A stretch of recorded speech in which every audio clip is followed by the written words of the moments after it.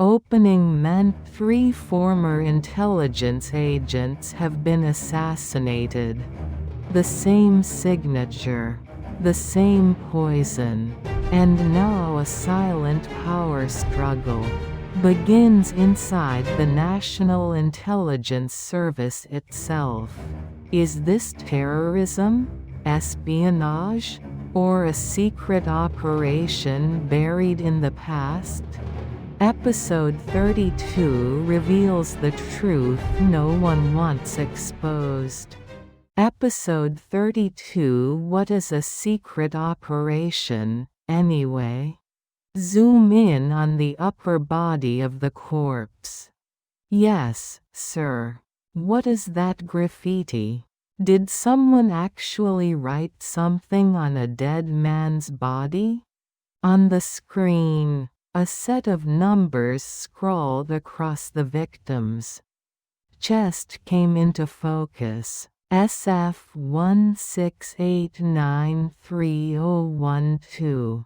It's the same code as before. The same identifier SF16893012. What do you think it means? Well, the agent inhaled slowly. It was deliberately left on the victim's chest. In my view, it's either a code name or some kind of identification marker. That points directly to the perpetrator. Then are you saying the suspect we caught has nothing to do with this murder? Yes, sir. He's an illegal medical device dealer who's been on the run for years for violating the Medical Service Act. Then why did he run? People don't bolt unless they've got something to hide. He claims he panicked because he'd been constantly chased by police for medical law violations, and when he spotted officers at the venue, he fled without thinking. Daebum explained while reviewing documents brought from the Busan Police Department. And what's this? The item he was carrying something resembling a poison needle? It looks like a fountain pen type needle. Yes, but it turned out to be a self-treatment injector. The substance inside was similar to Viagra. So we almost had something and then nothing. A complete false lead, huh? I apologize. Were there any other clues? Additional forensic examinations are still underway at the Busan National Forensic Service. Wait. Wasn't the murder of Russian Consul Choi Byung-jun also carried out with a poison needle? Yes.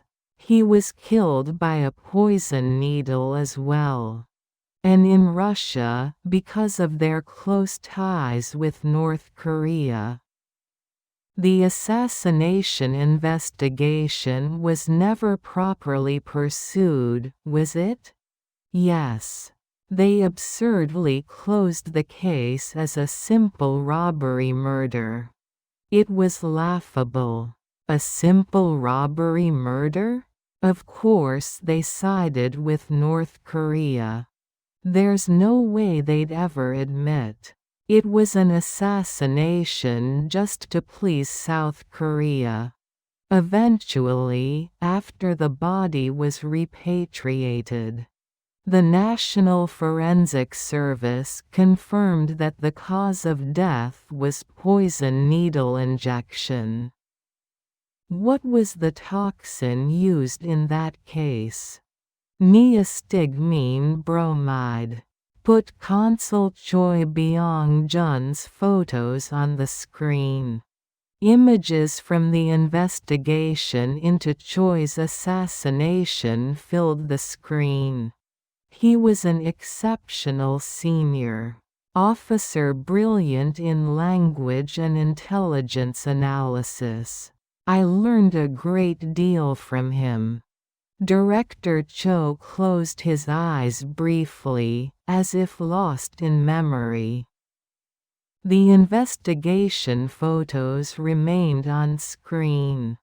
And once again, numbers crudely scrawled across the chest were enlarged. Dr. Go Eun-hee, the forensic specialist, assigned exclusively to NIS cases, added further explanation. There is a slight difference in the toxin composition compared to consul choice case. You're saying the poison itself is different? Director Cho's eyes widened slightly. The chemical formula is CHNO. It's rather complex, hardly something a layman could grasp. Neostigmine is actually a compound used in medical practice. That toxin? Used where? Of course, when used appropriately, it has legitimate medical applications. For example, it's used to treat severe myasthenia gravis. So even poison can be used for good? Yes. But the side effects are severe. Neostigmine bromide is 5 times more toxic than potassium cyanide, hydrogen cyanide, in other words. That's why it's commonly used as the main ingredient in poison needles. 5 times more toxic than cyanide. That's vicious. Yes. Whether ingested, inhaled, or injected subcutaneously via a needle. It is fatal. You mentioned inhalation. Does it have a distinctive odor? Yes. It emits a sharp, irritating smell. Thank you for the explanation, Dr. Go. You're welcome. At that moment, Director Cho received a call from the NIS Director's secretary. Yes, this is Director Cho. The director is asking for you urgently. Right now? Is it serious? Yes. He wants you immediately. Understood. Director Cho ended the call. Let's resume in 1 hour. After knocking, he opened the door to the director's office. Come in. Is the investigation making good progress? Yes, sir. Since several cases have been consolidated, it may take some time. Couldn't the investigation be toned down a bit? Toned down? Are you saying we should stop? Now. I never said you shouldn't take responsibility. Then what exactly do you mean, sir? There are national-level events coming up. If things become too noisy, visiting athletes and officials may feel uneasy. And if that happens, they may decide not to come at all. That's why we're keeping it low-key. The investigation is ongoing, but we're deliberately adjusting the pace so it doesn't draw too much attention. Do you really not understand what I'm saying? Yes, sir. Of course I understand. I'm saying this because His Excellency is not in a comfortable state of mind. Then that would be a problem. We'll take special care. For now, do not proceed by directly targeting North Korea. Globally speaking, assassinations and terrorist acts can occur through many different channels, can't they? Yes, that's true. However, the poison needle that recently surfaced, the individual captured in the composite sketch speaking with a North Korean accent. The assassination methods previously used by North Korea, and even the toxin composition itself all closely resemble known North Korean operations. Haven't you heard that even the Blue House is growing uneasy? From higher up as well? His Excellency is my master. Should I allow him to feel anxious? No, sir. That would be disloyalty. So what I'm saying is this: slow the investigation down, or weaken it. Isn't it possible to simply not pursue it at all? Under the director's sharp gaze, Director Cho's eyes wavered and fell. There's an international event coming up.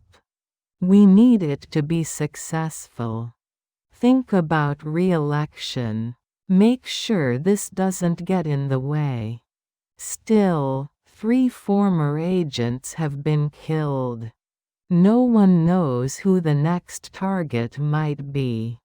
Everyone is on edge. Now listen carefully. I'm telling you to pause for a moment. Take one breath. You can continue later. Or after the administration changes, even. Yes. I understand. Director Cho was dissatisfied, but he did not show it. As he walked down the corridor outside the director's office, his heart felt heavy. When your livelihood is on the line, you have no choice, he thought. Images of his daughters surfaced in his mind. Jun Hee and Seo Hee are both in college now. They're still so young. I can't afford to make a mistake and lose everything. Director Cho entered the conference room. Team Leader Kong. Have poison needles been used in assassinations before, like this one? Yes, sir. Besides the case of Consul Choi Byung-jun, there was also the missionary Kim Ji-won who died in Dandong, and Pastor Kong Sung-bin, who was active in North Korean human rights work. Poison needles are still used by intelligence agencies worldwide to eliminate targets. And over time, these methods have evolved to leave as little trace as possible. That's why we continue to share intelligence with advanced agencies around the world and collect extensive data on assassination cases. Hasn't Russia been in the spotlight recently over assassination allegations? Yes. The Russian Federal Security Service, the FSB, denies any involvement. But intelligence agencies worldwide are watching them very closely. 3 of our former NIS agents have been killed. If we don't catch the perpetrator quickly, how do you think the public will view our organization? We're expediting the investigation. Did we gain anything useful from the Consul Choi case? In the case of Consul Choi Byung-jun, who was assassinated in Vladivostok. 2 diagonal wounds, each about 10 centimeters long, were found beneath the right rib area. That's right. I remember now. When the body was brought back to Korea and examined, a toxic substance, neostigmine bromide, was detected. So that was also a poison needle? Yes, sir. And in this case as well, the National Forensic Service has confirmed similarities with the toxin used in poison guns. So the toxin is similar to what North Korean operatives use. Yes. Which means there's a very high probability this was carried out by North Korean agents. Yes. Given the similarity of the toxins, we are provisionally assessing it as a North Korean operation. But pushing it outright as North Korea's doing feels premature, doesn't it? Sir? The investigators, including Daebum, looked surprised. It's too early to jump to conclusions.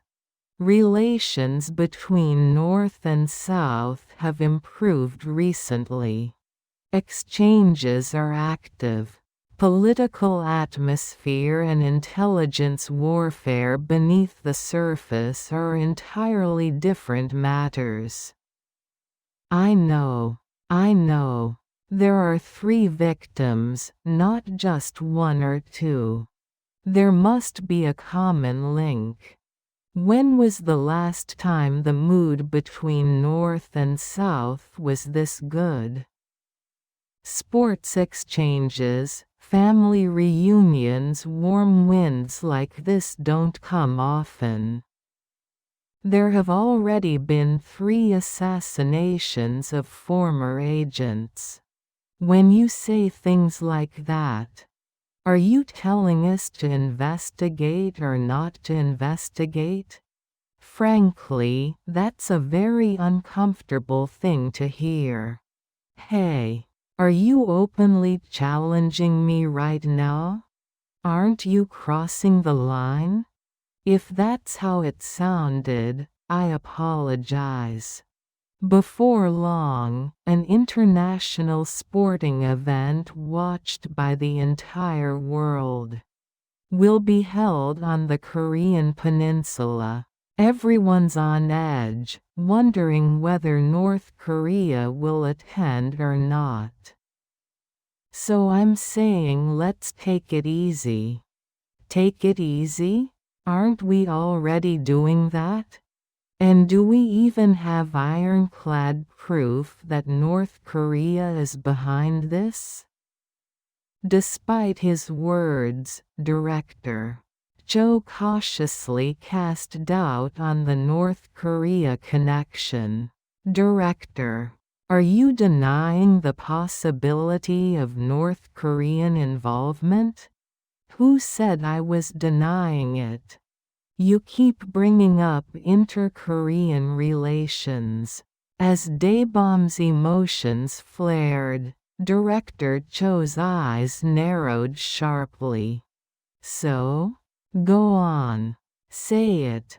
Daebum suddenly felt his anger surge. A memory surfaced. The assassination of Lee Han-young. Director, back in 1997, during the Lee Han-young assassination case, didn't we fail to respond properly? And only after the Choi Young-nam spy couple was exposed did we belatedly conclude it was a North Korean operation? This case is different, isn't it? That's exactly why we need clear, decisive judgment from leadership. Only then can we act quickly. So you're saying my judgment was slow? That I ruined everything? There was an element of that. And this time again, former agents are being killed one after another. At the very least, we must consider this a spy operation. So what do you want from me? What exactly can I help you with? You're willing to help? Then I want to know the behind-the-scenes stories of former NIS agents, your contemporaries. Behind-the-scenes stories? How would I know those? We're not asking to know everything. Certainly not their private lives. But between the public records, Management Act and internal NIS security regulations were completely blocked. There's nothing I can tell you. And even if there were, I couldn't. Then allow me to ask just one critical question. A critical question? Are you, Director, by any chance, part of the center of these assassination cases? What? Are you interrogating me now? Interrogation? Absolutely not.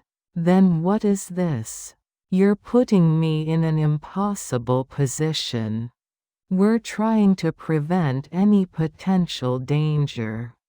Potential danger?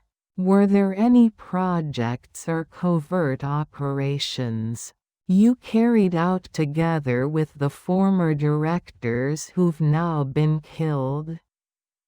And if there were? What then? If there were, then that means you are already on their target list.